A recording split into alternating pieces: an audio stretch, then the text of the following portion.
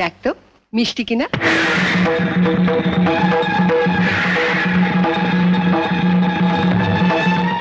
এটা কি হলো? আপনি তো একটু আগে বড়দির ঘরে বলে এলেন মা, যার স্বামী যেমন রোজগার করবে তার ঘরে তেমন খাওয়া দাওয়া হবে। আপনার স্বামী তো মাত্র 150 টাকা পেনশন পায় মা। আপনার যদি এতই ফল খাবার শখ হয় মা, বাবাকে বলুন না রোজগার বাড়াতে।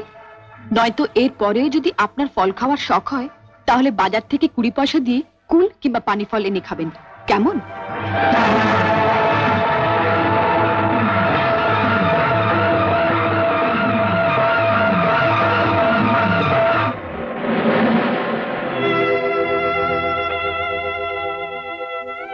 অপ্রিয় সত্য কথা বললাম বলে আমাকে ক্ষমা করবেন বাবা।